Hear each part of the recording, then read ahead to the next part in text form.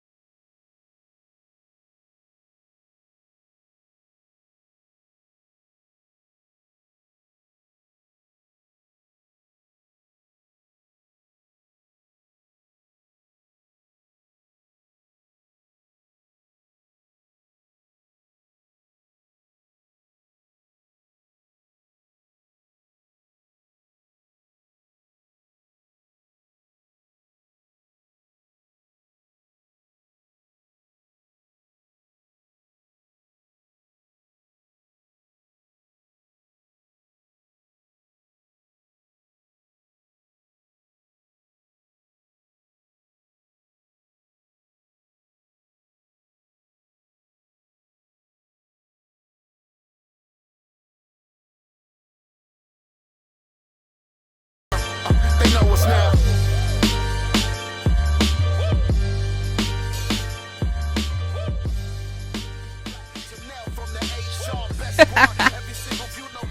Jobber Nation, hello. We are back on Thursdays, ladies and gentlemen, back on Thursdays. As always, I am Janelle from HR here with Sir Wilkins, and Mr. Black is on the live, just showing his whole entire face. Before we get into the episode, we do have a special call-in with JTG in about, I would say, 45 minutes, so make sure to stay tuned for that. Oh, you just put it right on me. Oh, wait, let me fix this. I'm so sorry. Sorry, I just gotta look a little decent because I'm coming from work. What else is going on? This Sunday, TLC. Oh, shoot. That's what we should have did predictions on. Lord, it's been a long week, ladies and gentlemen. This Sunday, TLC, the last WWE pay-per-view of 2019, will be at Legends. We are doing our second annual toy drive, so make sure to bring a toy. It does not have to be wrapped, but it has to be, you know, either new or not broken, as nice as possible to say. So make sure to join us. We have the lovely, what is the gentleman's name, Sir Wilkins, that is going to be hosting this Sunday? Darnell. Shout out to Darnell and Capital Wrestling, that will be hosting our TLC viewing party. Also, what else is going on in the wonderful world? It's coming. The Jobber-Tears Scullies are coming. The Scullies? Who's asking about Scullies? NBA Fiend. Oh, shout outs to Pretty Heels. As Sir Wilkins is rocking them today on today's episode. Did you just put on glasses? Like, this is my woke glasses because I got the African medallion. But you always wear that. This is the episode where like my woke power is gonna be fully activated. Okay. But once again, shout outs to Pretty Heels.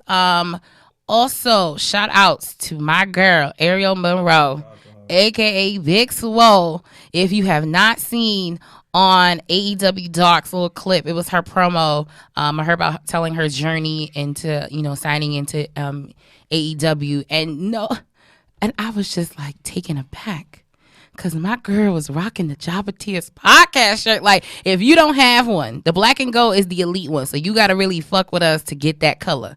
But once again, ProWrestlingTees.com/Jobber-Tears podcast. You can purchase our t-shirts on Pro Wrestling Tees. It's been a while since we actually like dropped that information, but I felt like it was necessary. Actually, next year we drop it in brand new shirt, brand new design, colors, all that. Exactly. 2020 is going to be a little different, but once again, be like Big Swole and get you a Jobber-Tears podcast shirt. But shout out to my girl for getting her first W on AEW last night on a Wednesday night. It was by far the best women's match on AEW since the beginning. Happens when you're part of the Jobber Elite Club?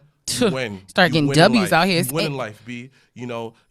Shout out to like Dre and rest of them. You see the only one when they got the elite What did shirts? I just tell you before we started recording? What? Talking to goddamn mic. You see how Dre and them, the rest of the Jabba Nation got, the golden shirt. So yes, once again, we want to see a sea of Jabba Tears podcast shirts at Battle Club Pro's actual show January 4th. So before we do jump into our opening segment, what else is going on in the world of the Jabba Tears team? Like, what's new? What's going on? Anything? Yeah, we're all good. Oh wow, you just like, fuck it. Yeah, we're good. Are you sure you good? Yeah. Because we're going to start with you as our OMG moment. What OMG moment? So, since Sir Wilkins isn't, everybody. Wait, Mr. Black, you good? What's new with you? Shout out to HOG. They had their ninth annual show this past weekend. Question. Who's that samurai nigga? I don't know. We got to figure that out. I've actually, who is that? I know you know. The Ghetto Ninja. The Ghetto Ninja. Yo, the Ghetto Ninja. I got to get him on the show, B. So we can play anime together. Yo, shout out to Leroy. Yeah, trying to play Switch with You have to understand. I've been watching this man's career. So it's like I've been going to Hog low key for years because the first time I went to Hog, it was with Cody was on the card, and I saw the bro, the one Matt Riddle. Matt Riddle. It was Matt Riddle versus the bro. No, Matt Riddle's versus the same people. Cody Rhodes versus Matt Riddle. Okay, right? That's the first time I ever saw Matt Riddle. That's when Cody made that list of people who want to wrestle, and I remember watching Leroy. He was with Cash Flow. Okay, so with Ken. Like so the thing was like Cash Flow kept him like picking on him and stuff like that. Then eventually the payoff is he got the championship off of Cash Flow. That was a great payoff. And then I saw Leroy getting like he getting Aki out here. He getting cut up now. He got abs. I'm like, okay, Leroy. Yeah, he's shedding like, weight. I'm a low key like a big fan of his, but I don't think it's low key. Like I think I might mark out if I see him because I think that he's like one of the coolest. He's super sweet. He actually came up to me at the Warriors show we went to. Was it Warriors or Evolve? No, I think I'm lying. It was the Evolve show. And he walked up to me. He was like, "Oh, hey, you're part of the Jabba Tears podcast, right?" And I said, "Oh, yeah." He said, "Oh, you know Wilkins?" So I said, "Yeah." Like, he came up to he came up to me and said hi. And I told him, I was like, "You need to continue to doing what you do." Yes. And maybe one day we get you on the podcast. And he was like, "Oh, that'll be cool." But he's super cute, super low key. I don't know, he's cute. Super young. I didn't mean like cute in like a cute way. I just meant like he's cute. Like he's cool. I like him. Like I feel like the upside with him is he's ushering in like the new generation. Like he's ushering that new generation of what I like to call he's the product of the new day, where the new day usher in the fact you could be that multi-black person. You don't have to be what society tells you to be. You don't have to be the Cryme Tyme. You don't have to be the prolific. You could be the Henny God. You could be the Cookie Monster. You could be all different kind of black. The Henny God and the Cookie Monster was the same person. No, they're not. Yeah, it was. I don't know what you're talking about. They're two different people. I never seen them in the same room together. Never. Oh, fuck y'all. Never. Never. You never see. Anyway. You never see Mr. Black and Yardley together in the same room, do you? I'm looking at him. I don't know what you're talking about. It's Mr. Black. Yeah, whatever. Anyway, let's start off our show behind Gorilla's position. Ridiculousness. With our OMG. Says, tell my sister I say you're who? The Love King. Oh, hey Matt. Oh, that's Matt. That's Matt. Matt is winning. Matt is winning because he's part of the Golden Jabba Elite Club. You see, he's winning right here. It's too bad. Like Young Bucks all of them already took Elite. I'd have like, damn, that'd have been kind of cool to do. Nah. But we can't do that though. It's fine. You could just say the Jabba Dynamite Club. I'm not saying Dynamite because AEW got Dynamite. We'll figure out some. We can figure it out. Don't worry about some like black exploit stuff we can come up with. Anywho, give me like a couple of weeks. You take your time. Smoke, Yep. Probably watch Best it. ideas come either when you're shitting, you're taking a bath, or you're smoking. So it's fine. But as I was saying, behind Gorilla's position, we're gonna start our opening segment with our OMG moment of this week, and it goes no other. You put me on the OMG moment of the week. I sure did. I put you as the OMG moment of this week because if you have not been looking at Twitter, listen, and I ain't got no Twitter fingers out here in these streets no more, but my good brother over here, Sir Wilkins, this one dropping shit. Sir Wilkins has accepted the brass invitational from Mr. Darius Carter for Battle Club Pros January 4th. All for one. It is a Saturday. It's a 2:00 show. It's an early show in the afternoon on Saturday, January the 4th. So we're starting the new year off where, Sarah Wilkins, you want to talk about your little acceptance of a challenge that you got over there? What's going on over there? Ladies and gentlemen, it's your boy Sir Wilkins of the Jabba Tears podcast. Just recently, there's been an Invitational, the Brass Ring Invitational that we all Sponsored by the Jabba Tears podcast, by the way. ironically. It was been put out. And Mr. Darius Carter You should get Moose on the show. is the one that's doing his thing. So I decided to step up. Oh, I think we're all tired of Darius Carter being number one, being the top guy in the Northeast. top heel. He's basically the top guy. No, one of the top guys. No, yeah. I'll put respect on his name. He's the top guy in the Northeast. Okay. We have to put respect on his name. I mean, and MJF stole his old gimmick. Whole gimmick. Whole ass That's gimmick. another topic. Whole different You see what the white conversation. man be doing? They steal your stuff. They colonize your stuff. You see, the white man be standing. See, MJF stole Darius Carter. Speaking to the mic, white people. Stole Thank his you. gimmick. You know, you see what the colonizers do now? MJF's making money. But don't worry about it. Darius Carter is going to get his uppiness and be better than him. Okay. Ha-ha. But speaking of. But anyways, so to keep it short and sweet, I'm going after the throne. And And I'm about to go ham. Sorry. I just think of Watch the Throne. That was a really great concert, by the way, but Oh, never. neither here nor there. basically, and it's game time. All right. So if you do want to see Sir Wilkins, and I guess his debut, Oh, shoot. MJ is for Queens. I guess, yeah, he's from New York. From Long Island. Yeah, he's from New York. That I knew. He probably from like. No, he's that from, I think something like Whitestone or some shit. That don't count as Whatever. Queens. That is Queens. That nigga's That about a don't Whitestone count. Bridge. That don't count. If you're not from South Side or North Side, you ain't from Astoria, I'm you from dead. Whitestone. But you ain't part of anyway, you can catch, when I'm not assuming, what I You guess to trash, be. NBA fiend, you trash. What I guess to be Sir Wilkins' debut match at Battle Club Pro on January the 4th. So be there. Tickets are on sale now, so you can be a part of, I guess, real history. And we are also, once again, making the biggest announcement in Jabba Tears podcast history during that show as well. So it's going to be a really fun-filled afternoon.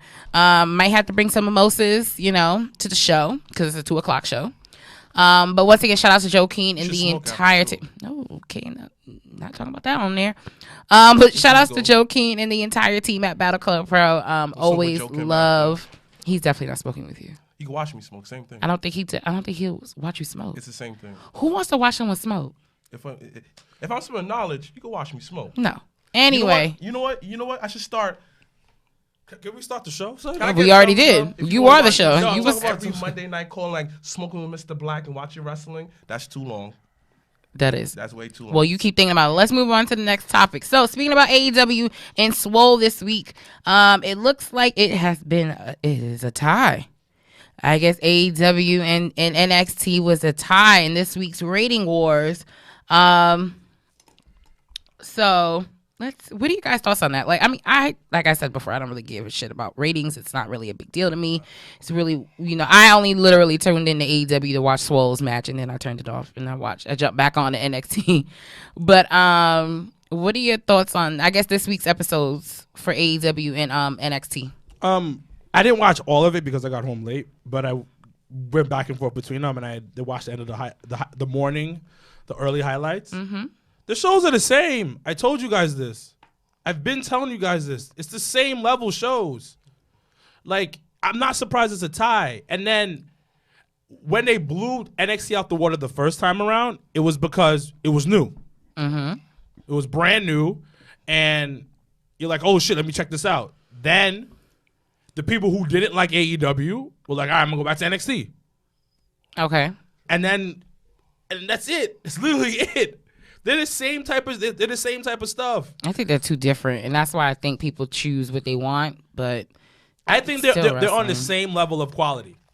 They're on the same level of quality, and Sorry. everybody has their own opinions on it, but they're on the same level of quality when it comes to it. Like, I'm not surprised it's a tie. And it's probably, and then last week, the week before, I think they narrowly beat I think it was like 6,000 views 6,000 or something views. like that. It was really and then short. they wanted to like go into like the more detailed part of it, like, oh well, they won the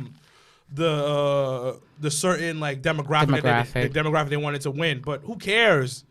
It's still the same thing. They're the same type of product, the same quality type of product. It's high quality wrestling. Do I have my issues with AEW? Yes, but I still like it. And NXT has been phenomenal lately. Man, next week on NXT, championships are on the line. And I like the fact Shit is crazy. My only thing is that sometimes, and I know it's just for fun. I just hate the fact that they always poke fun at WWE, like low key. Like the Bucks did a whole thing on being the elite of like, oh, they were poking fun at the ratings thing. Granted that they're having fun and stuff like that, but like stay in your world. Like grow in that world that you're in. That's my only issue, and I know people are gonna give me shit about like, oh man, it's this blah blah blah blah blah blah. You know what? Blah blah blah blah blah blah blah blah blah blah blah blah blah blah blah blah. But yeah, it's not surprising. They're the same thing. Yo, so I found it interesting. Shout outs to our good friend Barry Smarks, who posted a video. And I had to watch the video like 3 times to figure out what the fuck was wrong with it. It was like, you know, when you find Waldo. Yeah. So it definitely was an attempt by the camera people, like production wise, they need to be a little bit more cleaner on certain things, because literally it was the spot where Ortiz and the Bucks, and they were like setting up for like a chair shot, but ain't nobody was holding Ortiz's head, and he just was standing there, and you saw it like clear as day, and it was just like, guys, I need this view to be a little bit more different. But we all know that they have really, really good camera shots, and they have shitty camera shots. There are so green on every level. But that's WWE has some dumb camera shots too. Yeah. How many times I watched WWE? A couple of times I'm looking like, come on, man. Come on and miss the shot. No one's perfect. No, I'm not saying no one's perfect, but I just it was too blatantly obvious. It was like, yeah, if you watch it, yo, you're gonna be like, I'm not, what the fuck? Like it definitely it was more of a WWE like what the fuck moment. That's how bad it was. It was like, whoa. Like it was blatantly obvious. It's one of those, it wasn't a, oh, that was an accident. It was, this is your green accident. Like you need to improve. That's what it was. But the thing about it, I don't hold them to that same pedigree as WWE. I just can't. Yeah, when it comes to something like that, different. It's two different products. They're way too green. Like for example, AEW, John Moxley came out, squashed somebody, which I was confused about. I didn't then understand what the fuck that was about. He ended up having a great. And after that, the champion, La Champion came out and cut a promo. That was different, and I really enjoyed it. And that literally set the pace for the whole show. Cool. I mean, even though it was different, and that's why I always tell everybody, listen, shout out to Barry Marks. Low key, I had to stop looking at his page because at some point I'm looking like, all right, nigga, that's all you do is burying AEW. But that's his thing, though. But it's like, it's not even like he like just. It's to the point where like it's getting too excessive. Like it sounds like. Before it was a nice sport at it. Now Cumberland's very petty. Like, all right, nigga, they literally just started. They literally only been in business for 3 months. But the thing about it, I think one of his biggest thing is not the company, it's the fans. I think that's one of his biggest gripes. Because if you do talk to AEW fans, they don't complain about anything. They don't say nothing is wrong, even though when things are wrong. They blatantly. They'll just ignore the things that are wrong and talk about how this product is amazing. And don't get me wrong, the product is great. It is fucking awesome. And it's a great alternative to like what I'm currently watching in WWE. And I'm not gonna sit here and say WWE is perfect, but one of the biggest things about like AEW fans and WWE fans who are hardcore on one side or the other is that they just ignore the obvious, the things that are wrong. But that's all super fans. But the thing about it, AEW fans are just like over the top. So you're gonna the reason why I love him because he gets destroyed every day. Like niggas come at him every day. Yeah. And then he just takes it on the chin and he continues pushing forward on what his narrative. And it's hard to have a narrative in wrestling because you're gonna have people tell you that no, you're wrong. This is how you should watch the sport. Granted, he be going hard, but I kinda like it. Yeah, it's kinda funny. I'm not everything he says is not right. I'm not going to sit there and say everything he says is right, but you got to love the fact that there's somebody, you have to respect when somebody has as an opinion and they stick to it. Oh, no. I don't mind his opinion.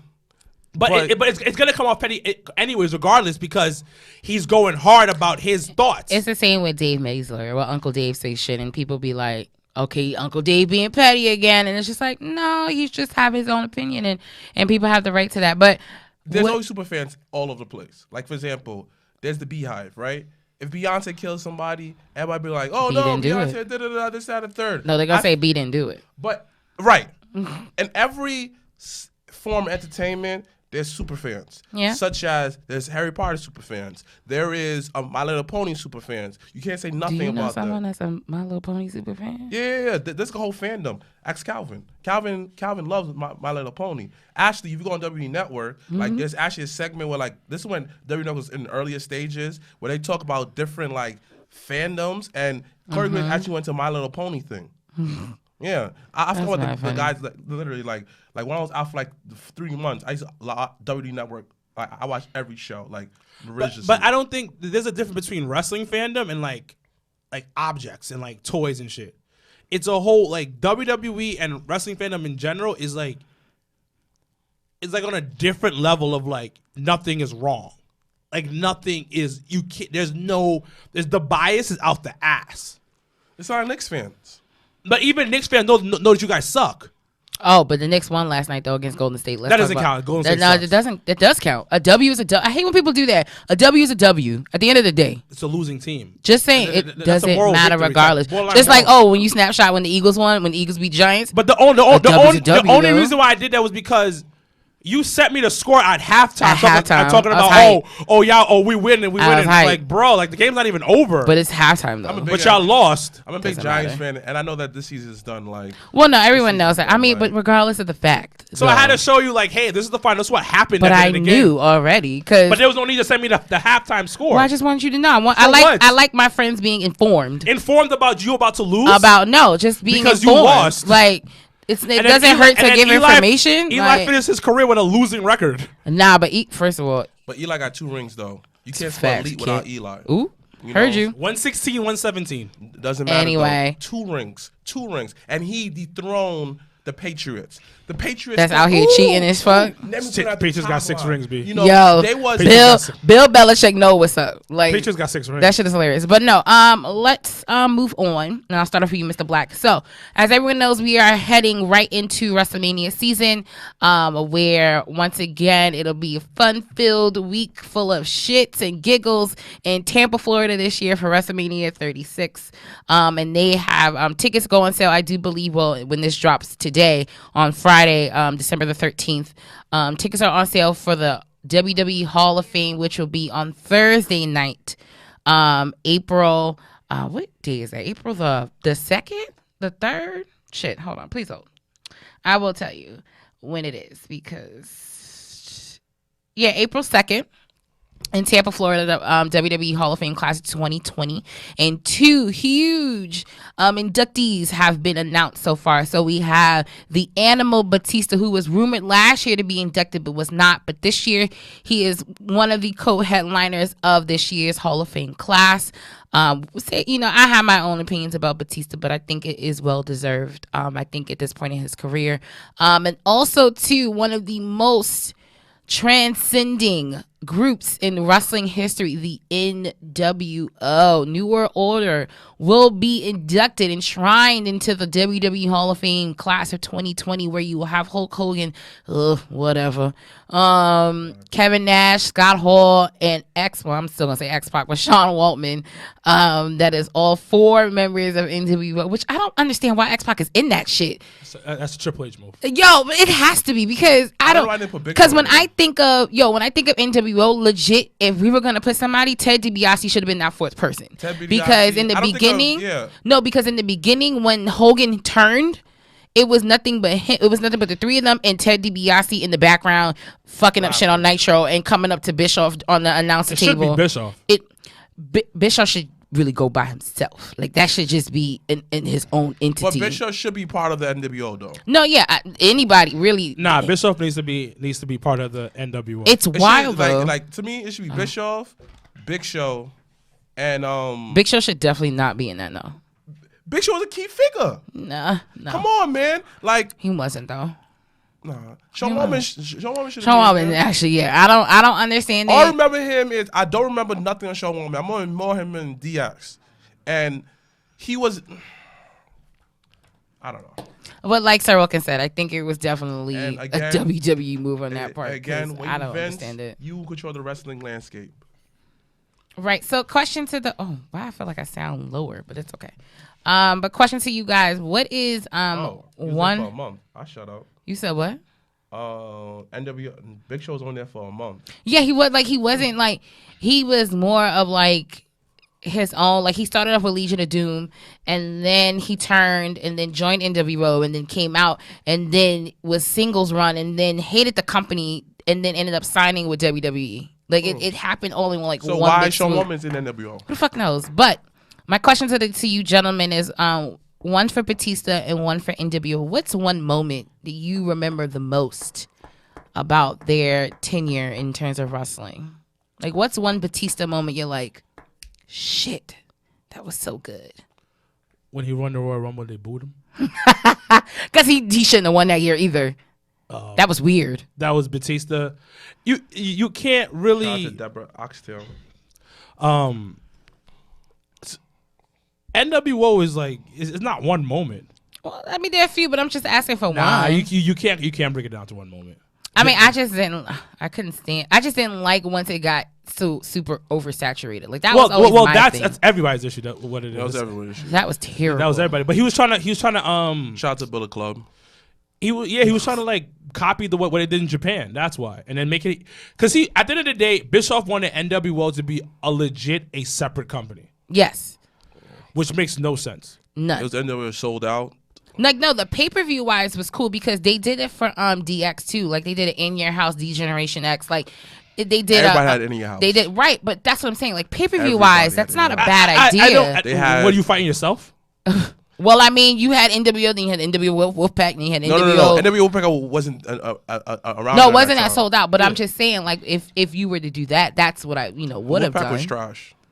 No, Wolfpack was dope. Cool. It was Wolfpack cool, but like I felt like it didn't have like that to it. Well, that was because it was kind of like those that were tired of the black and white decided to be like, fuck it, I want to do my own thing. And then Conan decided to be like, well, fuck y'all, I want to do my own thing. And then, He did LWO, And then, which was iconic. LWO was low key iconic. yeah, it's not talked about as much, but it Because definitely like, is iconic. all right, here's the thing about LWO. LWO was formed, but Eddie got injured real quick after that. So I didn't get to really have that real cemented in history It was like weird. And I just felt like with all the lucha guys they had on there, I felt like the LWO definitely should have had a little bit more members. They literally had everybody little and their mother. rotation. I felt like but they had it- like They four had solids. literally had Chavo Classic there. But it also gave a light on like Hispanic wrestlers, bro. Well, yeah, but I felt like that was the first hour of fucking Nitro all the time. Period. I mean, it's Like cruiserweights were on at kinda 8 like in real o'clock. life. Legit. kind of real life. Like you send Spanish people to do the work first. Like you send them to build a house. Nigga, Wow. what? Foundation Stop. first. Stop. That was your way of. Nah, Hispanics do other things, which is do dope stuff besides build houses. They work hard. Yes, I Get the that, analogy. but they don't do just build But it was houses. just the, They're- it was the they're- delivery, and I was That like, was wait, a horrible what? delivery, and that's not funny. That's not funny. That is not funny. All my Spanish friends know that I love them though. Nah, it's not funny. Well, half of you is low key Spanish too, so I know I'm low key Spanish. that's you another know? different topic. Dominican. But correct, but that's a different topic for a different day. Because Shout out to RDC Love Podcast. shout out to 2020 podcast. Shout outs to all the podcasts. So we're nation. gonna talk about all of our Hispanic friends podcast. Yeah. Oh, that was the irony in that too. I was like, oh shit. It's Yeah, like a white that's guy true. saying that. I got black friends. That's just like, oh, when you posted today about Rory talking about how Don't Stop Believing is white people's juice, Yeah. which I kind of What movie? No, not the movie, the song. Like, Don't Stop Believe. I fucking love that song. But he was comparing it to like, what's he saying? Like juice, like Biggie's juice. Yeah. Oh, like it was all a dream. I used to. So he was saying like, Don't Stop Believing is the white people's juice. I don't think it's not a bad comparison. That's like Cause like if that shit's like no matter what both songs hit, like everyone is stopping and singing that shit. Whether you're black, white, doesn't matter. Salt and pepper. But if you hear "Don't Stop Believing" somewhere, you're gonna stop. Just a small town girl. See, yeah. Lonely world. See what I mean? But not everybody knows that song. Pff, everyone knows that song. Not all her niggas know that song. Everybody knows that. All her niggas know that song. If they don't, they lying. Period. But as I was saying, once again, tickets gonna White sell. people turn up to Don't Stop Believing. They do turn up. Like they be on top of bars and shit singing that song. Like it should, I've seen it live and in color. What? Why you Jaquan laughing? said, Black Excellence. He said that's such a classic. I sold drugs to that, and I sold drugs. Wow, why would you post that? Oh, Lord, God bless him. Why would you post that? What's wrong with him? Anywho, Yo, Daquan, stop. anywho, Get off our live feed. Oh no! Someone said, "Don't stop believing as white people back that ass up." So switch. Tell everybody to switch to Facebook, please. Look, everybody, we're about to start the interview with JTG of Cryme Tyme. Check us out on the Jabba Tears podcast and Facebook to have full audio of that. Until then, see you. It was such a cute little bye-bye. But before we get JTG on the phone, as I was saying, the WWE Hall of Fame will be on Thursday, April 2nd, followed by SmackDown Live in Tampa, April 3rd, and then NXT TakeOver. They still having SmackDown Live? Yes. So that's what I'm saying. When we were talking about the travel packages last week, well, that's what it is. It's super weird. But Why is that super weird? Because it's the first time in like forever that you're not getting 2 post shows, you're getting 1 pre, 1 post, so it's kind of weird.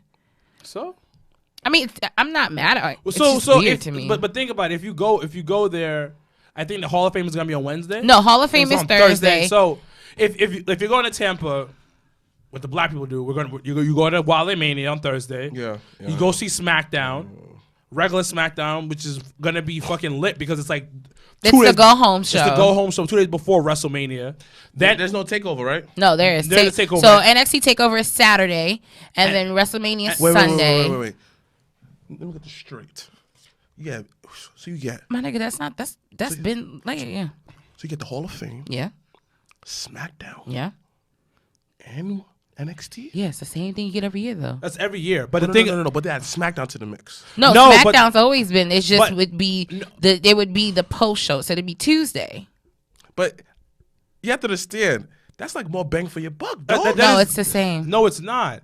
Because the thing is, if you really think about it, like you're getting a go home show, which is they're gonna go all out because it's SmackDown, And then you get that's good. and you get the Raw after me. and you get the Raw after me. So you have because this is what I would do: Thursday, Friday, Saturday, Sunday, and if you're staying Monday, you have 5 days. Granted, before it was Monday and Tuesday. Oh, it's the same thing. But yeah. but the thing is though, think about it. Usually Tuesday is a regular ass show a because lot of people didn't go. So when we went to New Orleans, everyone had left that Tuesday morning. So I went to SmackDown, and then that was when 205 Live was still being taped after SmackDown. So me and Ronaldo had stayed for 205 Live, but a lot of people leave after Monday. You didn't try to go down and get better seats?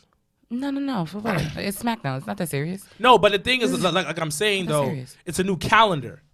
Yeah. So it's not gonna be it's gonna be good, but it's not gonna be as good as a fucking go home show for SmackDown for WrestleMania.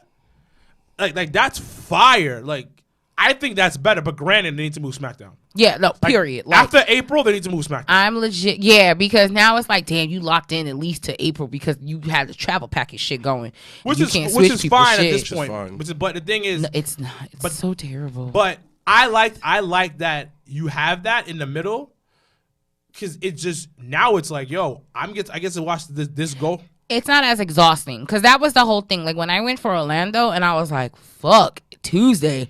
Woo, I'm tired. I'm done watch wrestling for about 4 or 5 days. I'm exhausted. So I guess getting the Friday That's what I said, before it's lit. is That's a good okay. package. That's a good package. That's a great That's what I package. said. Like if That's you a think great about package. it, that's a Because very if I good go to package. Tampa, I'm not going to Raw Saturday. after Mania is always Oh, it's usually- always the best show. So it's the Yeah, best. so I think that's one of the actually better packages. Well, I ain't a big fan of Hall of Fame. I usually skip it. No, but you don't go to Hall of Fame. No, Hall of Fame, honestly, if it's a class worth it, it's honestly a really good experience. It's cool, but I'd rather go to Wale Mania Yes. and for instance, when Wale Mania was here in New York, you were there. How lit was that shit? Exactly. Like now imagine you're gonna be in hot ass fucking Florida. Yeah. Chick's gonna be half naked. Yeah, someone's getting pregnant that day. Exactly. Like it's just OD popping. Like Wale Mania, then you go to SmackDown. Because everybody from Wale Mania is going to SmackDown. Here's the thing. The only way that I'll go to the Hall of Fame is to deduct the whole Nation of Domination. But that's what I'm That's saying. never The happened. Hall of Then- never say never. But I ain't going. I'm just saying, Speaking like, of that, if the I've Hall asked of D'Lo Brown Fame, why that WWE don't bank with him. What did he do? I think that's a personal choice. But anyway, I think once again, if you are going to the Hall of Fame, tickets go on sale Friday, December the 13th. And also, too, WWE has their travel packages available. So on their website, you can go, spend your monies, do what you got to do. But I do think the Hall of Fame, if you've never been, I do think it's a once in a life. Like when I did it when Kurt got inducted. And that was dope. I'm only gonna. Oh, he's calling him now? Okay. I'm only gonna go when the nation goes in. Well, It has to be the hopefully. nation. It has to be. Dang.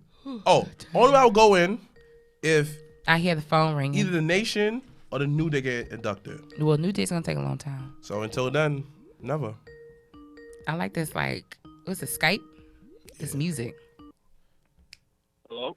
Good evening. Yeah! Yo, so ignorant. What up? What JTG. up? Guys, if you are listening to the live feed, we have the infamous JTG of Cryme Tyme on the phone with us. How are you, sir? Infamous. Wow. Okay, I go with that. I mean, I'm you doing from great. Brooklyn. Come on, like, Brooklyn. like, come on, you got to put some stank on it. Come on. But how are you, Infamous. sir? The urban legend, aka the urban legend. We can go with that one. Okay. Oh, actually, you know what? JT, We'll AKA label this the guy that- episode the guy the that took, urban like, Years to legend. fire. Years to turn to fire. Yeah, I know. He was the original guy who started Twitter, rented on Twitter. You know, read his book. By the way, JTG, What up? I love your books. Thank Oh, you. oh, Which one? no, One no, or two no. or both? Both of them. What? These Both are has the- fire. both of The them. fire. Hold on. It's a lot of dick sucking right here. Pause. Major pause. What the hell? I'm just gonna be real. I ain't gonna lie to you. When I first heard you wrote a book, I was like, this motherfucker wrote a book? This shit probably trash. We all did. That's exactly what I thought. Everybody else was gonna think. That's why I made the book damn near the first 2 days 99 cents. And then when the word got up, I jacked the price up. That's some hustle shit. But Marketing. no, you're a genius at marketing. We haven't talked about your business ventures. I know you don't have too much time, but we're gonna get into that. But I remember seeing it and I was like, get the fuck out of here. This book ain't good. So I got it on audio. And I remember you read the book, which is man, fire. amazing, by the way. The fact that you read your own book is great. It felt like I was having a conversation with you listening to that book. The way That's you what wrote I was it, going that for. the way you wrote that book was amazing. I felt like I was in the locker room with you. I felt that I made the same mistake with you of not letting the old heads get in front of me in the elevator. Like I felt like I was fucking up with you. I felt like I was in the club with you and Shad, and Shad is homeboys getting drunk. I felt like I was in a meeting with you and Shad talking about I'll be fucking white bitches. Wow. Don't forget Like- the part when Chad was when Chad was in the hallway getting his hair braided and he got blamed for it. He was Yes. like, so both y'all attacked you guys. He's like, all right, cool. But I know we're all over the place right now. But first things first, happy belated birthday. Happy belated birthday. Thank you. What did you I do am, for your birthday? 35 now. Ooh, 35 and fine. Oh, he's pretty young. Man, listen, You thought when he was 21 in WWE? that's Started when I was 21, correct. The Super youngest young. African American to be on the Raw roster. Oh, say it again. Wait, Oh. hold on. You blessing us with Jim. Say it one more time so everyone can hear you. What are you? The youngest African American to be on the Raw roster. Damn. So, for people who don't know, talk about your journey with it. And I know most dudes already hear about it, but you are legit a WWE farm guy. What does that mean? From Me- OVW. So you didn't start. You weren't in the Indies. You trained OVW, and then you're in WWE. That's amazing. Oh yeah, correct. And I got there by just being prepared and having a lot of personality and charisma. When Vince saw Shad and I's vignettes we did, he never saw me wrestle. He just saw that we had great TV presence and great chemistry, and from what I heard, as soon as he saw us, he was like, hire them. Really? Wow. Yep. How'd you get the That's tape what to it was. Vince though? Huh? How'd you get the tape to Vince? How did I get to take the? No, in OVW, they're okay. required to watch our weekly local television down there in Louisville, Kentucky. They were required to watch it. The writers were required to watch it. But if Okay. they see something good, they'll show it to Vince. and we stood out, Shad and I, and then they showed it to Vince, and he said hire them. Wow. Wow. And it wasn't even a wrestling match. So that's for future wrestlers out there. It's not just being a wrestler. You got to be an entertainer. So one thing somebody told me once was, I was practicing chain wrestling once, right? And let me tell me if this is correct. He was like, you doing all this cool chain wrestling stuff is cool. Yeah. But what's That's not gonna get you hired. Nope. That's exactly what he said. This is all dope and all, but what's gonna put money in your pocket is the charisma and the charm. Exactly. Your character, your gimmick. How could you put butts in seats, promos?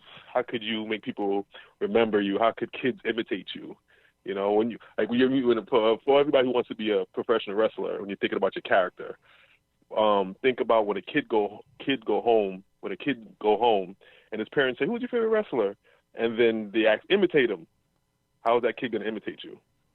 Like Hulk Hogan, Macho Man, they were all memorable like because Cena, Macho Man, his voice was very distinct. He had his mannerisms. Hulk Hogan, The Rock, they're all imitatable.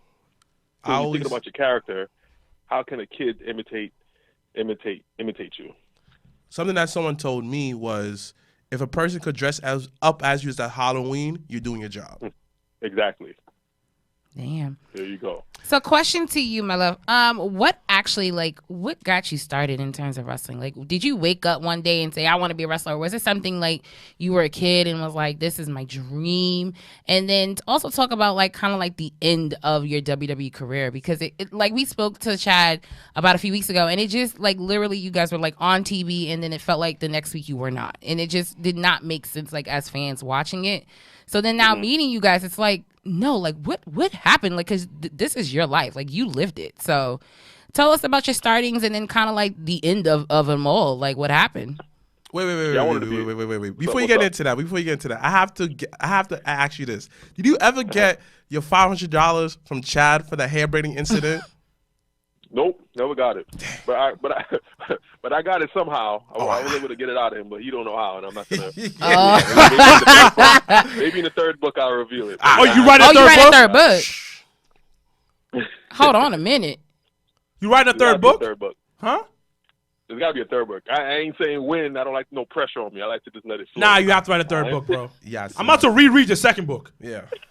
I read it this morning. But yeah, tell us about a little bit about your beginnings in terms of your wrestling career, and then also kind of the end, and where that mentally kind of left you to now where you are today.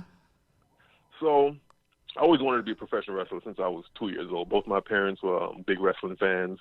My mom would take me to Madison Square Garden every month when WWF came to MSG, and I just grew up on it. When I was say about beginning of high school. What, John Dewey? You out here the gutter. I was ashamed of saying I was a wrestler. So, and I loved acting, so I took on acting. I did a lot of acting auditions and got a few roles and some acting gigs in New York when I was in high school. But at the end of the day, I knew I wanted to be a wrestler, and I just what's the term? I came out the closet and just said to everybody, "I'm going to be a wrestler." Pause. I didn't want to. They were like, "Are you going to college? Are you going to the army? What are you doing? Are you going to community college?" I don't want to go to school. I'm done with school.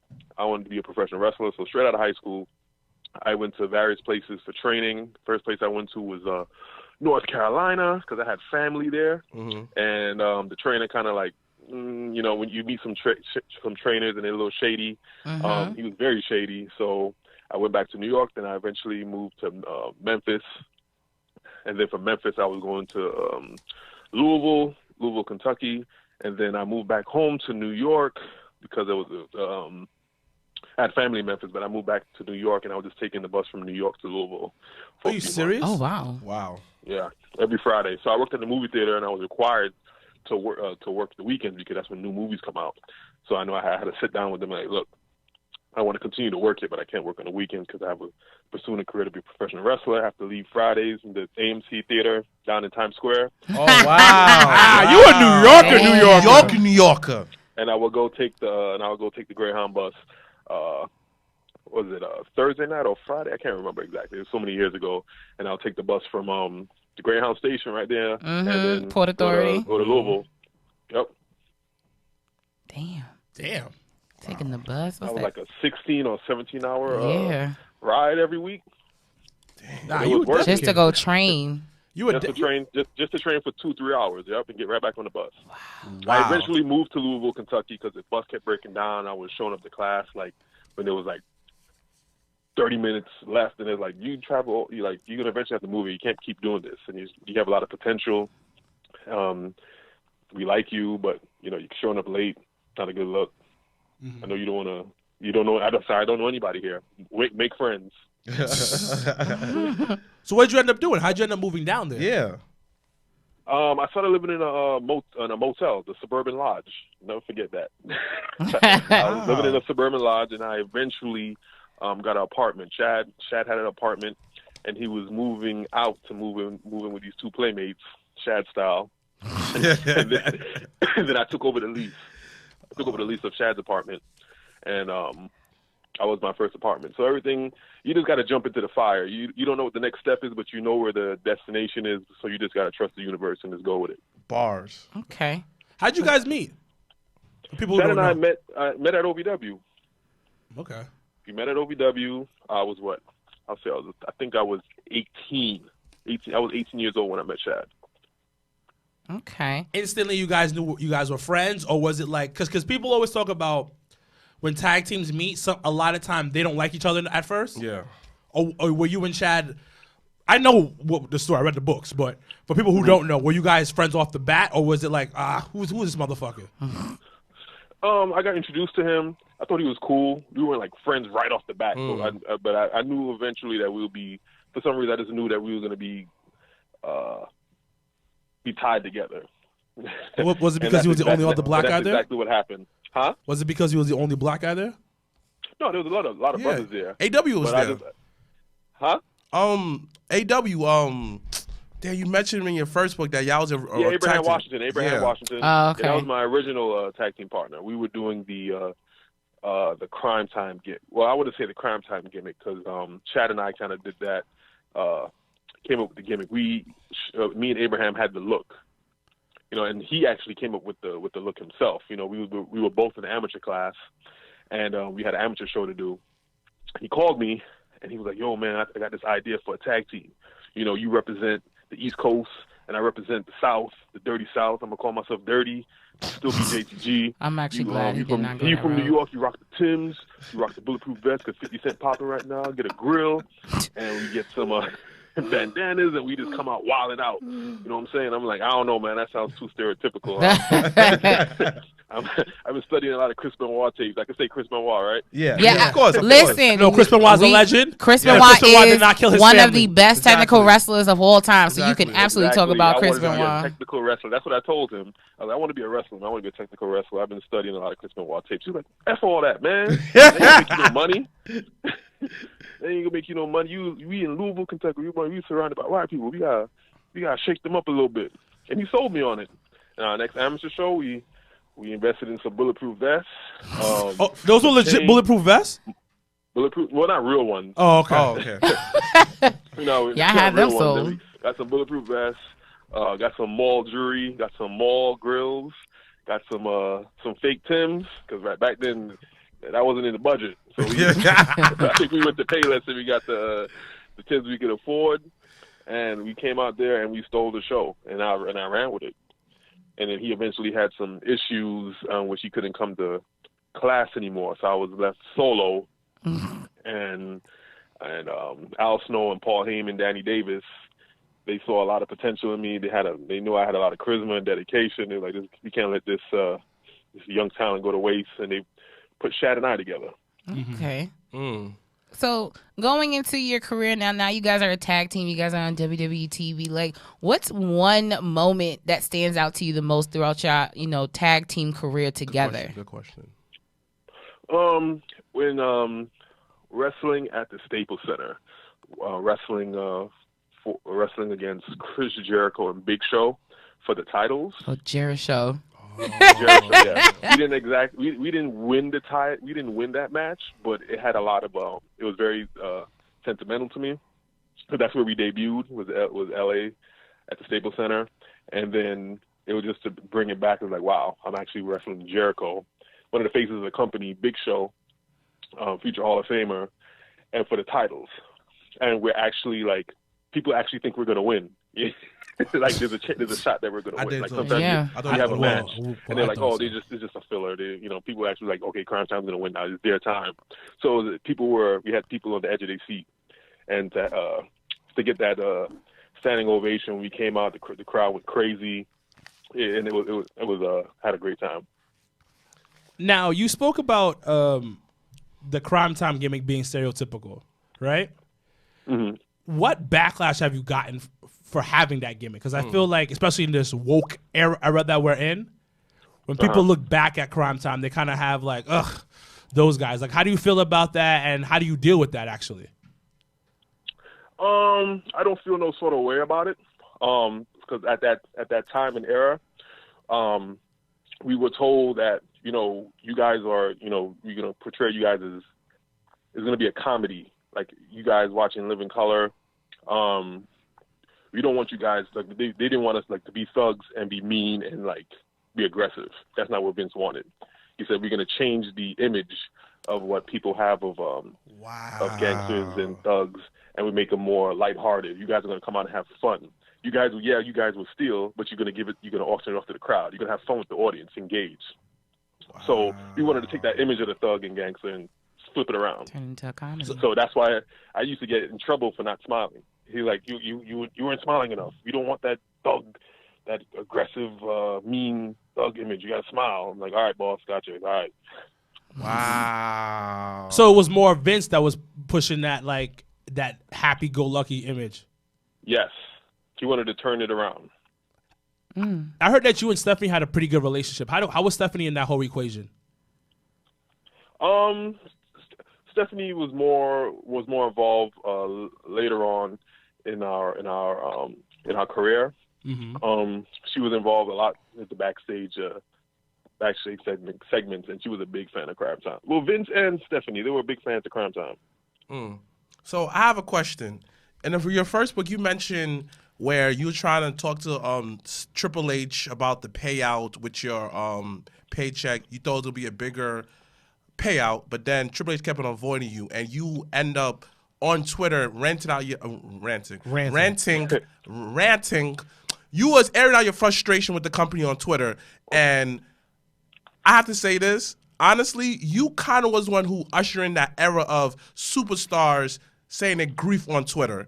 And one thing I have to ask you this: do you regret sitting down? Oh, damn. He didn't even finish that shit. I didn't get to finish. Nah, go ahead, JTG. Talk about that, bro. Yeah, please walk us down memory lane. The moment that you started typing, what triggered it? What was like? It was like, nah. It was being a grown ass man and being disrespected. Like all day, like from morning until evening, I've been trying to get in touch with this man. I'll see him. He'll see me. He'll turn around. He'll see me turn the corner. He'll see me and get on his phone and be like, hold on, give me a second. Start talking to somebody else. I'm like, wow, he's really trying to avoid me. It's like, all right. So what I was not going to do was go home and then tweet. I did it while I was in the arena, sitting with everybody else, watching the monitor on some. I didn't want to toot my own tone, but I was like on some like renegade shit. Like I'm right here doing it. I'm in your face. I'm not gonna go home and be some coward. So you have to face me when the show's done, and that's what happened. What happened? So people who haven't read the book yet. Oh, what happened was at the end of the show, he said, "All right, you got my attention. Wow. Let's have a meeting in Stanford. And for who wants to know what happened in Stanford, you got to read the book." There you go. That's it. So speaking about Twitter, I'm glad you have brought that up because in recent, a wrestler by the name of ACH had been tweeting about his grievances to WWE and just wrestling in general. But he started to come a little bit at your boy Chad, and they had a little bit of back and forth. So, what are your thoughts on his approach in terms of how he's been dealing with his grievances, with the wrestling industry? Man, all I gotta say is he, from what I've known from people close to him, he's going through something right now, and I don't know too much about the details with him and Shad, or him and the shirt and all that. I know a few things about it, but I don't like to talk on stuff that I don't know too much about. Okay. But I do know that he has some issues that he's having, personal issues. So from a brother to a brother, I hope he gets that taken care of. I don't want to go on Twitter one morning and see his name as a trending, as a hashtag. So I hope he takes care of himself first. And what was the next question? No, just I guess how he's handling himself. Yeah, what are your Twitter? thoughts on wrestlers in the industry now handling their social media? Because he's not the only one that's got some Twitter fingers on him. Seth Rollins, people have gotten on him about it. It's just in terms of just an industry wide thing. If you're gonna do it, just make sure you don't do it from an emotional place. I don't like to see it's just very super toxic feminine. just spewing out your emotions on Twitter. Make sure there's some type of some logic to it. There's a goal. It's strategic. My tweets were very strategic, and I got my desired goal. Gotcha. You're just not doing it just to do it because you're feeling like that in the moment. With you being one of the youngest people on that Raw roster when you were there, 21 years old, right? Yeah. How the fuck did you handle yourself, man? Yes. Oh, man. I was blessed to have big brothers to look out for me and point out some of my stupid mistakes to me before it reached to the office. I want to give so who were your big brothers? Yeah. The Pope, Elijah Burke. Yo, shout out to Elijah Burke. Yo. Elijah Burke. Alejandro Estrada. Oh, yeah. Oh, okay. For those who don't know who that is, that was Umaga's manager. He helped me in the suit. And Shelton looked out for Ooh, the gold standard. I had everybody who knows me knows that I'm a big Bret Hart fan.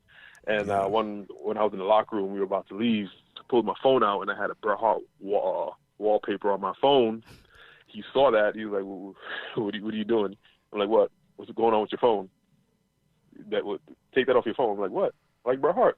Yeah, but you're in the company now. You're one of the boys. You're one of us. Can't be a mark. You know what I mean? You can't be a fanboy. I told you. Damn. I told them this once because so I'm training right now, right? Okay. All right. Who you training with? I train with Amazing Red. Okay. Cool. So we're at a show and Janelle's there, my brother Mr. Black is there, and the Lucha Bros are there. Oh man! And they want to take a picture. They're like, "Yo, jump in the picture." I was like, "I can't take a picture." Because we do show my school does shows every month, so we'll have like a couple of top indie guys and some AEW guys in the show. Yeah. And I remember one day Red had a huge discussion with the class. He was like, "Listen, you guys are workers now. You are no longer marks." Exactly. Cut that out. Wow. And then I remember when we had a huge show with the Bucks were there, blah blah blah blah, and I took a mini video backstage. Oh no! He said, "Oh bro, no!" I got my ass handed to me when I got to class the next week. Bruh, we have a class about 20 kids, 20 workers in there. The head trainer, love the head trainer. The head trainer is fucking amazing. We call him Big Joe. He said, Wilkins. But he doesn't call me Wilkins. He called me Legs because I got big legs. He goes, Legs. You took a video last week at the last show? I was like, yeah. He's like, I'm going to tell you this right now because I like you. But I'm going to don't do that shit ever again. Ever. I know you got a little podcast. Cut that shit out. I was like, oh. But I get exactly what you're saying about what Shelton mentioned. Because at the time, you're like, what's the problem? I'm a fan. Yeah, you have no clue, yes. Wrestlers are just fans who took it a step further, pretty much. You have to be a fan of the business to get into it. Absolutely. Absolutely. So what was your experience like? Because I know you probably have already chopped it up with Bret. What was that experience like for you, seeing as if that is the guy you grew up and was like, this is my... Because I'm going to assume he's your favorite wrestler of all time. Oh, yeah, of course. So what was your interaction with him? So I read his book twice, And then I knew I was going to meet him. He was going to be at Raw, so it was after WrestleMania. So I brought my my book with me, and he was like kind of like surprised, like, "Wow, you drove just to see?" Because we were on the show, we weren't on Raw, we were on SmackDown. But me and Shad, we drove to I forgot where Raw was, and he was like, "You drove just to me?" I'm like, "Damn!" He was like really impressed, like, "Wow, the boys really still have respect for the guys who paved the way for them." And we took a picture. He signed my book. He gave me a little advice. He was like, "Save your money." That's a really good advice, buddy. And yeah, and then there's a saying. They said, "What was that saying? When you meet your heroes, be careful when you meet your heroes. And, they might let you down." Yeah. So I met him. It was cool, but I didn't want to get too close. I didn't want that.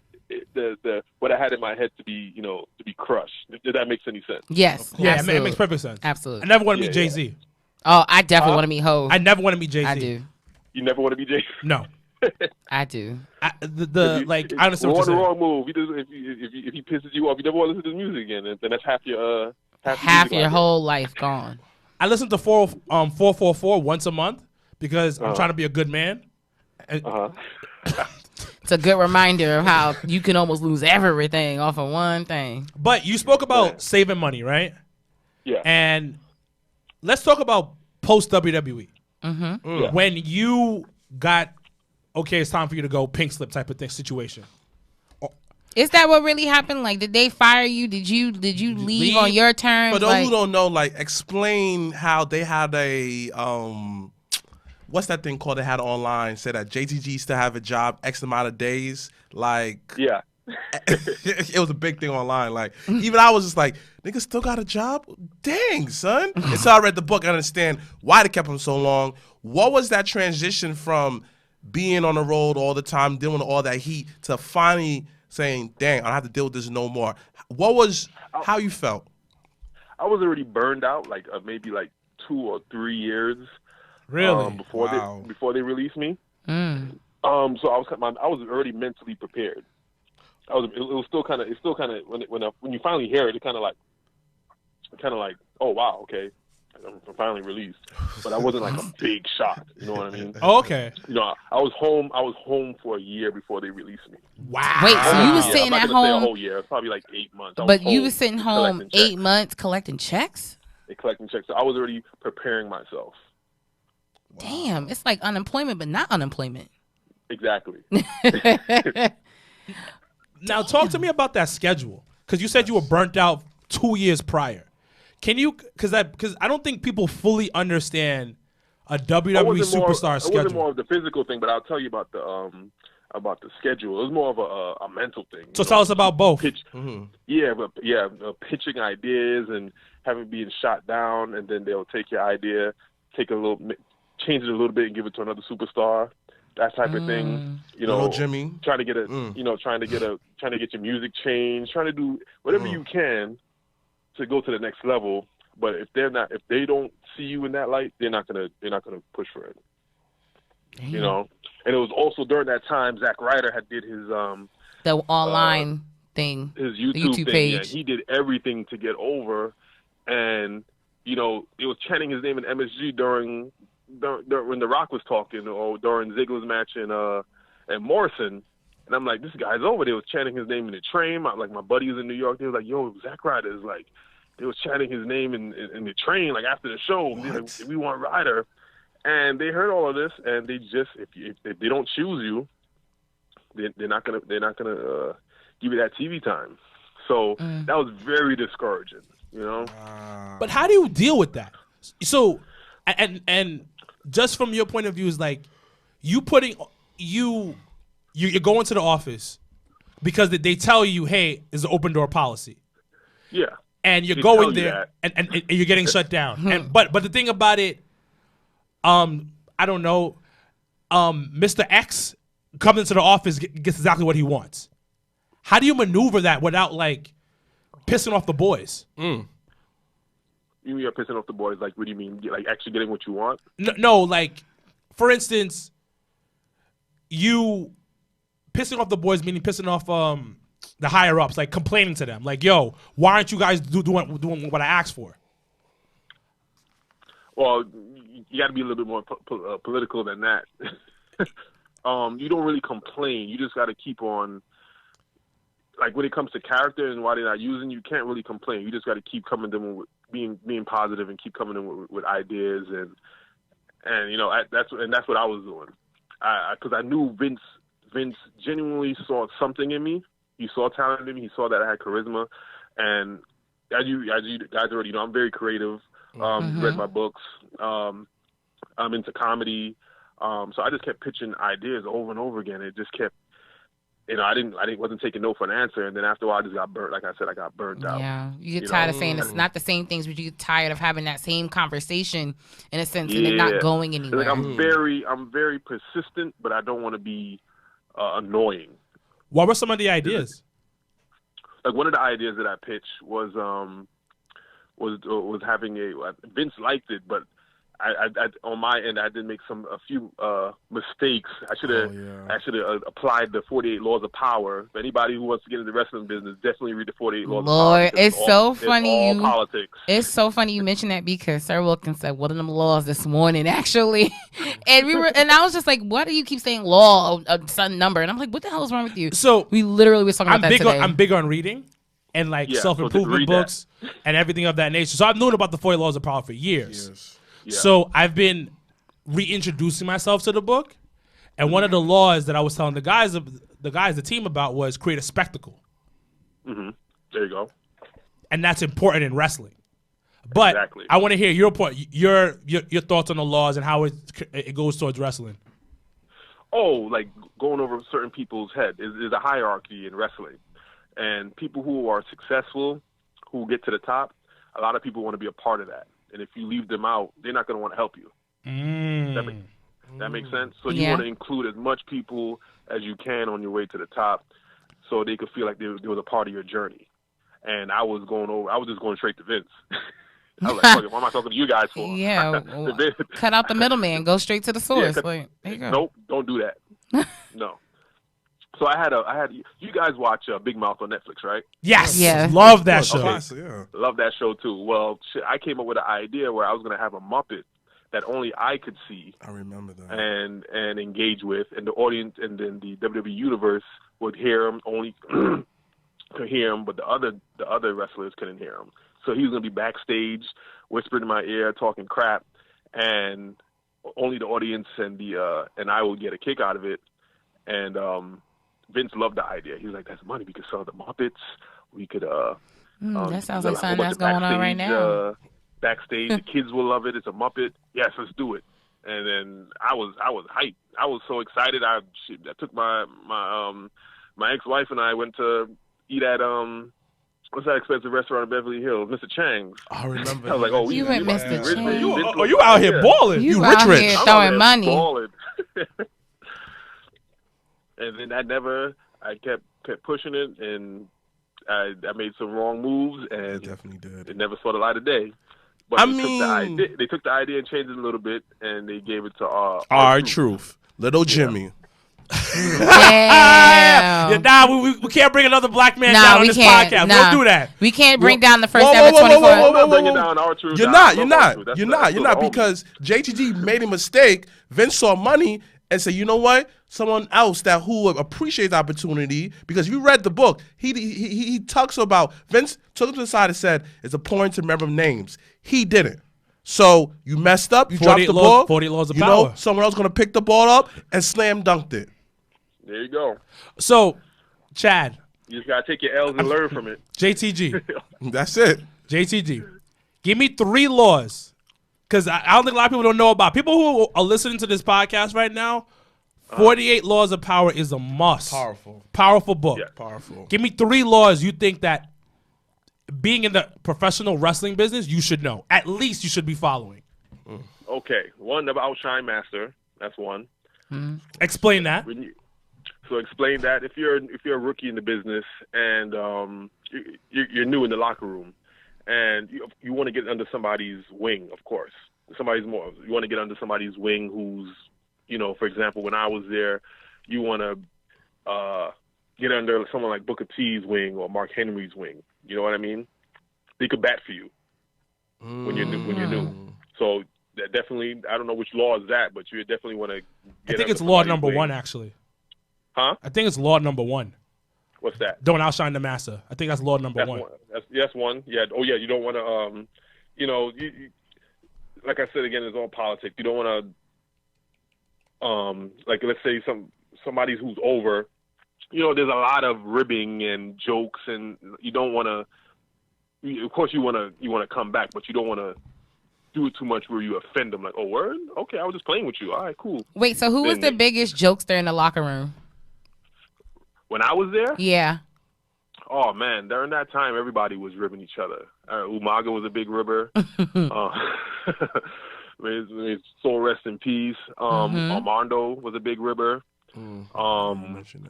Shelton did a lot of ribs on and Shad and I when we got to our we reversed it though. We pulled up to the arena and then Shelton then for some reason we were standing by another car and he said that's the guy, and I remember Shelton said that's the car you guys pulled up, that's you guys rental car, and Shad and I looked at each other like yeah we pulled up in that. That's how I was right there. When we came back, that car was like feathered or something like that. I can't remember exactly, but the car was effed up. And then we got into another car. I was like, that's not your car? I forgot who I'm about to say, whose car was that? Yeah, they had a lot of cleaning up to do. Oh, shit. Wow. So what's the second law? Second law. So don't outshine master. You definitely, I don't know what law this is, but get under somebody's wing. Always change your look. You don't want to keep the same look over and over again. Which one is that? That's if I know exactly. It's just reinvent yourself. Yeah, something about reinvent yourself. Yeah, reinvent yourself. Think about who done that. CM Punk done it multiple times. Undertaker reinvented himself. Facts. Bray Wyatt, exactly. Reinvent yourself. Have a cult-like following. That's one. That's another one. And like you said, be a spectacle. Make an entrance. Make people remember you. You just dropped some bombs, some jewels right now. Question: would you ever go back to WWE? To the E, Death Row. Dead. Because you see John Morrison. It's all about the money, man. It's got to be. It's about the money. It's about the money. Money. Yeah. Because when I first went, it was more of a. It was a dream. I'm living my dream. I'm accomplishing a goal. Now I have more of a business mindset. I'm thinking about what my royalties going to look like. How much time off I'm going to get. So you trying to get the Randy Orton contract? Get my hotel. Am I getting business class? Like what are the perks? Like money.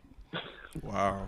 From what I'm hearing, you guys are well off. Right. I ain't counting your pockets. Let me hold $1. I'm real counting quick. them. Let me hold $1. But it seems like you. I might. I don't like to talk about how much I make, but well, no. Well, Shad does. Clearly, he does.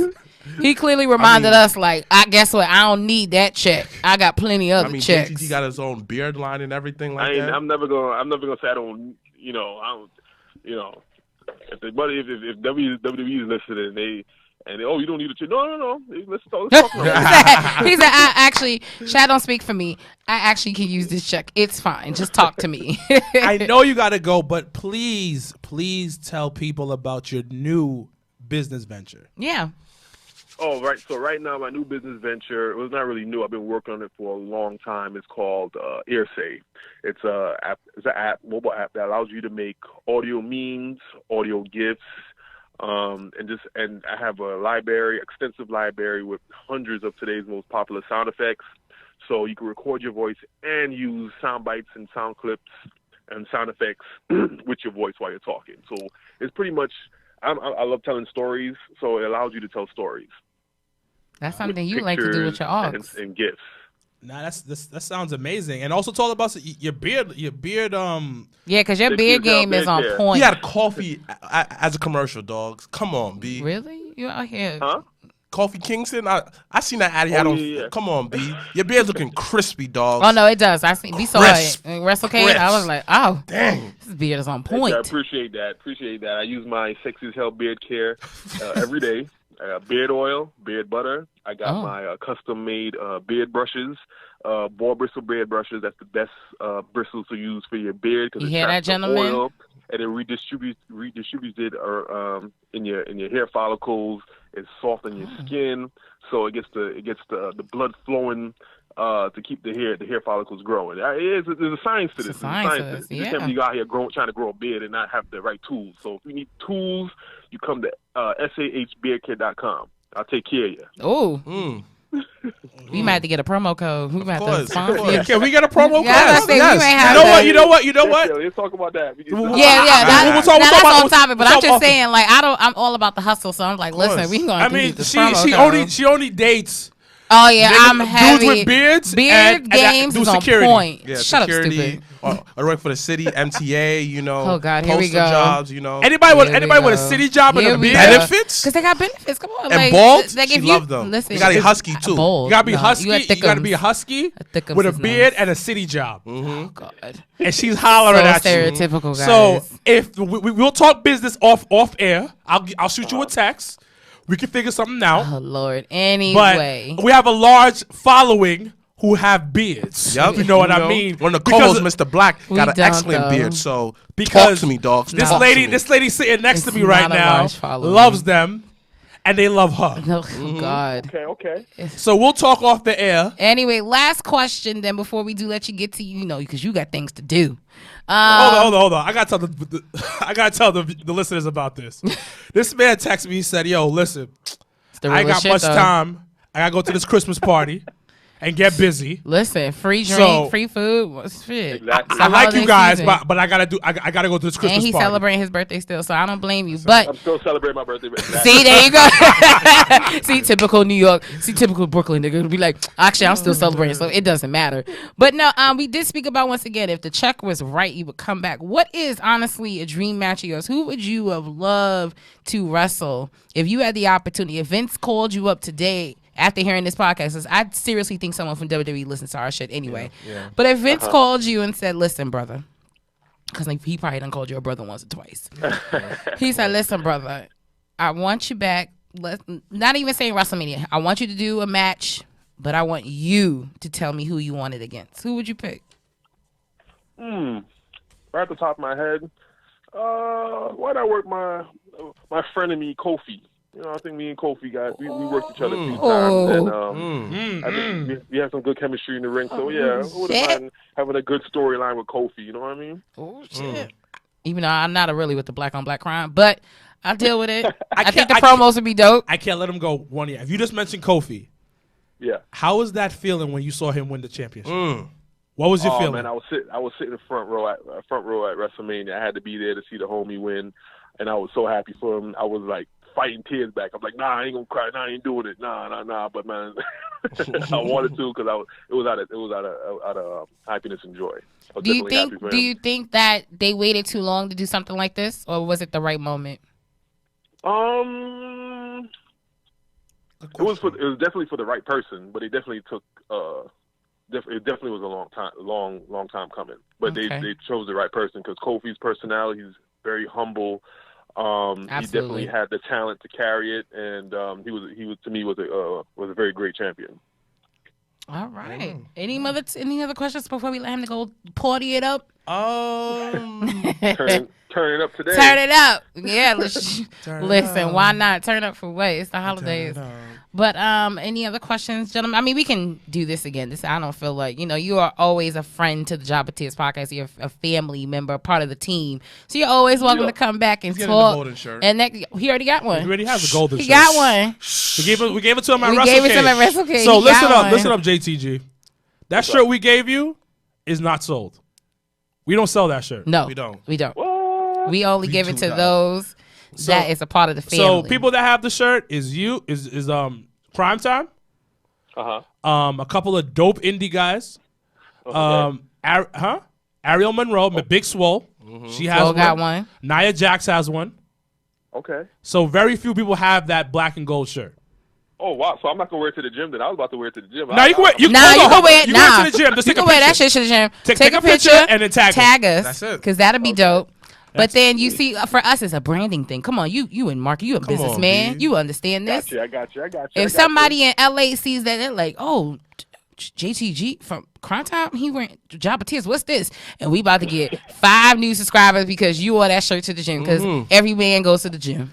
By the way, keep July 4th open. Correct. Yes. Hashtag July 4th. Just keep that date open. We got some plans. We can't announce it yet, Not but keep yet. July 4th. Okay. It is Independence Day, so I'll try to keep it. We don't celebrate that as black people. That's You know not. that, Yeah, that's not the dogs. Black People Independence Day. not. But. Oh yeah, I gotcha. But it's but it's okay.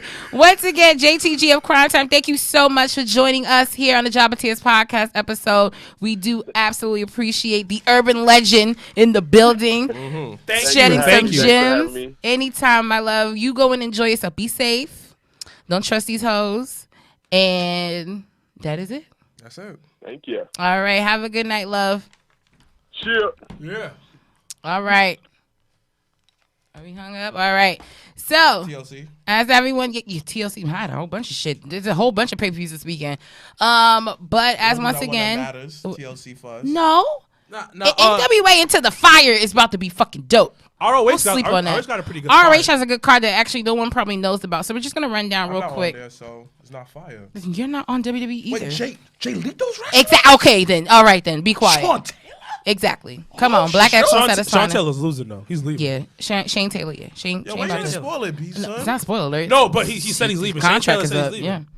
All right, but as everyone knows, ROH. If you are listening, we're gonna drop. We're gonna drop this Friday. But today, Friday, December 13th, is Ring of Honor's final battle. Fuck y'all, Ring This of is in Honor. Philly? It's in fucking Baltimore, Maryland, where it yeah, should have been in New York City because the last, I believe, 2-3 years it's been in New York at the Manhattan Center, and now this year it's in Baltimore, Maryland. So whatever. But they got a good card coming up. They got Roosh, who is the champion, versus PCO's old ass. You got the World Television Championship, Shane Taylor versus Reed Lee.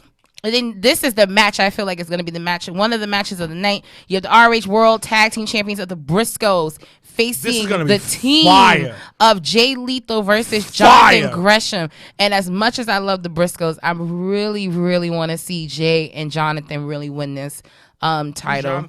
Jonathan? Gresham. He's Jordan Grace's Grace's husband. Oh, yeah. I One of the best technical wrestlers right now in wrestling. I think he's the best. Don't care. I say one because I like to have a pot full. Nah, he's the best. But he's definitely dope as fuck. And then you have in a street fight, you have Mark Hackins versus Bully Ray. I don't understand why Bully Ray is on this card. You got Matt Taven versus Vincent. I don't know who Vincent is, but it's cool. Then you got Marty Scurll and Flip Gordon of Villain Enterprises versus Bandito and Flamita. Bandito's on here? And yeah, and then this is the other match that I need everyone to pay attention to. Jeff Cobb versus Dan Moff. Dan And when Moff I just tell signed. you, Dan It's like a Moff Pokemon. signed to ROH a few weeks ago, but this match against Jeff Cobb, it is his first pay-per-view match, and I need everyone in the New York City area that has ever seen Dan wrestle to support this man because it is super important that he understands how much he is loved in the New York City area. So please make sure to watch that match. And then you got Angelina Love versus Maria Maniac. Angelina Love is gonna die. I don't understand why this match is still alive? happening, but this is Maria Maniac, who once again she's been heavy on the independent scene Who's in the that, tri-state Maria area. Maniac? The one She that wears that. she has the man-eater tattoo. across the stomach. You seen her at Battle Club Pro before? Yeah, and she's super young, but she actually is Teddy Hart's girlfriend now too. It's hilarious. She's They have a gonna whole kill YouTube. her. Yeah, it's gonna be terrible. But Speaking of people who kill people, I'm to Buzzsaw. what? I don't know. That's a good question. Super good question. I'm a stalker. And then don't stalk at that. Don't announce that shit. And then we got some pre-show matches. I don't know why Dalton Castle's on the pre-show. I think Wow. that's real He was just disrespectful. champion. But cool story. Dalton Castle versus Joe Henry versus Silas Young and Josh Woods. And then you have Kenny King versus Kenny King's still there? Yeah. Oh. They missed a buck on Kenny King. Kenny King time, big won. time. He was on he TV won and the Royal. everything. He won the Royal Rumble. The Royal Rumble match. They had a super card and they did nothing with that, and I don't understand why. And Because then it's ROH. whatever. That doesn't make it an excuse. I should run it. And then Saturday is NWA's Into the Fire first pay per view. Once again, both pay-per-views are available on Fight app, so you can download the app and purchase it on pay-per-view. But this card, honestly, if you've been watching NWA Power on YouTube, you would have you understand the caliber, you understand the build-up that they've done Ken to get this Anderson. card correct. That's Ken Anderson? I mean, Yeah. Kennedy. Yeah, you're right. Kennedy, yeah, it's real. So we have Allison Kay, who I met at was it the Evolve show or Warriors? I think it was the Evolve show. And I walked up to her and I was just like, I just want to let you know what you're doing on NWA is dope. I had to tell her that in person because I think she's super dope. So you have Allison Kay versus Ashley Vox, who's a part of the Sea Stars. I got really excited when I saw her on TV one time. Versus 2 members of Melina's team. So if you've been watching Power, you've seen Melina come in and be under two girls. I think they're adding another girl to it because I don't know, but I saw today that my girl, Afro-Latina, Miss Tasha Steelz, will be on NWA's Into the Fire pay-per-view this Saturday. Yeah. So shout outs to Miss Tasha Steelz. She just debuted at HOG this past weekend against Violet. I love you, girl. I wish you all the best this weekend. And then we have, which I think low-key is going to be the match one of the matches that really, really going to push it over, is the Question Mark versus Trevor Murdoch. And if you don't know who Trevor Murdoch is, you need to go back to your wrestling shit and watch some good matches of Trevor Murdoch. And the Question Mark is super dope. Why not? I think it's dope. But you got Eli Drake versus Ken Anderson, aka Mr. Kennedy, which I think will be dope. And then you have the Rock and Roll Express, who I do believe won the NWA tag titles. They're the tag team. They're the tag team champions. I don't know why they put the whatever. It's prestige. I get it. Versus the wild cards for the NWA Tag Team Championship. And then you got Colt Cabana versus Aaron Stevens, who is fucking, what's his name? Sandow. What? That's his name at NWA is Sandow, but that's him. And then Ricky Starks for the NWA National Championship. I'm telling you. And then you have this is the match of the night. 2 out of 3 falls match of the night. 2 out of 3 falls for the NWA World Championship. The 10 pounds of gold. You got Nick Aldis as champion versus James Nick Aldis is? Storm. Yo, that nigga's like almost 40 or something. That nigga, no, he's not. He's younger than that. Oh, word? He's in his early 30s. Oh. It's from what I hear. Oh, you know what? Wow, he looks good. No, he don't. He look old. He looks great though. Phenomenal body physique. Phenomenal, but he look old as shit. It's stress. But once again, NWA's Into the Fire this Saturday, and then last but not least, once again we got TLC. I don't know what match is on TLC. No, I know a few. Which I think honestly will probably steal the night. You have for the women's tag team championship. Oh yes, you have the a Kabuki. TLC, the Kabuki Warriors versus Charlotte Flair and Becky Lynch. That's just gonna be fire. That bro. shit for it not to only happen, because I said it last week. I was like, if this isn't the step up to getting at WrestleMania Sasha Banks and Bayley versus Charlotte and Becky for that tag titles, and they're missing the ball. But for it to be a TLC match is a different level to it. That shit is gonna be so Shit is fire. gonna be dope. You also have, which I don't understand because there's no title to it. You have Baron Corbin versus Roman Reigns in a TLC match. Don't understand why the fuck that is. It's a good match. It really isn't. And the build up, the whole Roman. dog food shit, it just was terrible. It's a terrible taste, but whatever. What There's else no is difference happening? pouring blood on people. Nah, so I've been watching old Raws, as if you've seen on my Insta story, and I'm at like 99 because I go back and forth between 98 and 99. But the fucking bloodbath shit was dope because it wasn't like it was out of nowhere. Like you didn't know until the lights went on. Like this dog food shit that they did on SmackDown a week or 2 ago. He's the big dog. That shit was dumb. Yeah. And waste of food. But like this, it wasn't for us. It wasn't for nobody. It was for the younger audience. It definitely wasn't. Listen, what young person wants to see it wasn't for someone? nobody, It was bro. for That shit was nobody. bad. I just It was feel terrible. this. It was done in terrible taste. It was terrible. Hold on, he's I'm a dog, so you feed him. No, but no. Oh, but the it's New Day versus the Revival. Let's see what else. Oh, I saw matches. Okay, hold on, I'm pulling it up. Yeah, so you got the New Day, correct, versus the Revival for the SmackDown Tag Team titles. You have Bray Wyatt versus The Miz, which is gonna be fucking dope because the shit Miz. I mean, I actually look forward to seeing SmackDown this week to see, well, tomorrow on time to see how shit gonna go down. Because last week caught me. I was like, oh, No, the best match is gonna be that Kabuki Warriors. Kabukis. Like I can't stand what y'all. they've done. They found a bunch of hood chicks. that Nah. don't speak English. No, they're a bunch of No shade. Japanese hood chicks. Yeah. Like I think Dre put it in the group. He was like, "Yo, they fight like a bunch of Brooklyn girls." Because they come out of nowhere and they attack you and you be like, what the fuck going on? And then they don't speak English. And So then this shit is even worse. And they just yell at the camera. And It's all in the face. then just making All the in the facial face. expressions like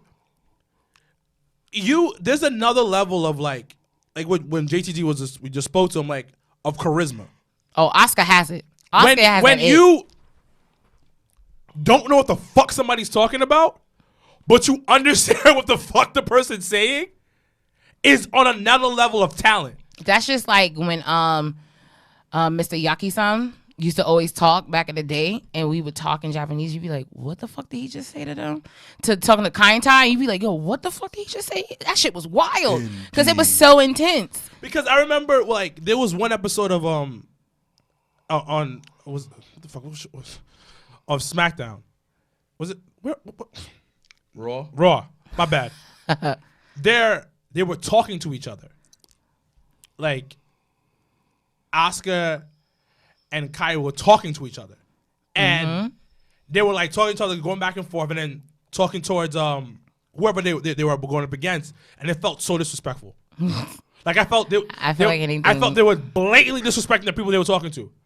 Like, there's like, I don't understand what you're saying, which is a little disrespectful because it's very like disrespectful to talk another language. Around people that don't know the language. Don't know it. But it was like, no, niggas, y'all blatantly disrespecting these people. Right. And that's what I was like, yo, this shit works. Because I remember when somebody was telling me like, yo, have them just speak Japanese and watch them kill it. And they've been speaking Japanese and killing. I think it has to be Paul. Paul has to have a hand on that because, and then the Miz, some people are over the Miz. No, I like it. I like it to a certain extent. Like I liked it. I like an actual Miz. Like the shit she did to Charlotte for the past 2 weeks back to back. It was the fucking bloodbath. Like it didn't make any. Like she spat in Charlotte's face, and then it just seemed like the more Charlotte moved her hand, the more green mist was on her face. I was like, what the fuck is this? I still don't understand how you keep it in your mouth for the whole match. No, she doesn't. You have to like I could tell. There's moments in the match where she either like disappear like right before she does it, and she might either like put a capsule or something in her mouth and then does it. She doesn't wrestle the whole match with it in her mouth. How about say you promise choke you, on something because she's gonna die. But you have to understand though, like I guess Charlotte, I guess with the Miz, you supposed to just take it and pin. Because you when like Tajiri used to do it, people used to just take it, we would go and fall out. They never touch their face. But the thing about it, you sell it better that way. Yeah, so like it sold better, like, but it just was too much. Imagine, but imagine like somebody like legit does that to you. You're not gonna fall down. You're gonna be like, "What the fuck did you just do to me?" That's why I feel like with Charlotte, it looks so much more. Yeah, it's just because she's just rubbing it. But it's not even just so much more. It's a lot of whatever the green I substances. that shit can come out. Yeah, no, it dead ass, and I would have been tight as a female. I'd have been like, bitch, I can't get this shit out of my hair. Like, what is wrong with you? Like, you signed up for it. Like, goddamn. Yeah. You in WWE. You signed up to be. Like but anyway, like the same way Charlotte be kicking people in their faces, right? Supposedly. And then you have Aleister Black. I think will probably be one of the matches of the night. Aleister Black versus Buddy Murphy. Oh, they're gonna kill you. That's just gonna be fire. And then you finally have Rusev versus Bobby Lashley in a tables match. Whoop-de fucking do. And then you have the Viking Raiders, who honestly, Street Profits, shout out to Street Profits for coming out. Because honestly, I really been wanting the Usos to come and be like, and then win, and then take the tag titles off these niggas, but that just hasn't been it yet. But shout out to Street Profits for coming out this week on Raw and accepting the challenge. I thought it was dope to have an open challenge for the tag titles too, because I was actually tired of them picking jobbers from whatever city they were in and then pinning them. Killing and then them? yeah, just didn't it, like after a while it's okay, but then if you're doing that on top of Rowan that comes out with the mysterious shit in the cage and having him face a jobber, it was just like, all right, there's too many fucking jobbers on this one goddamn show. Hey, it was just like with Nia Jax and Braun Strowman. Yeah, but it was, once again, after a while it was like, it's too many of this. It's too much. It's typical wrestling stuff. You have to build up the character. Shout out to James Ellsworth. What? We don't mention that man on this show. He's a nasty man. Shout out to the Brooklyn Brawler. Oh, the infamous, yeah.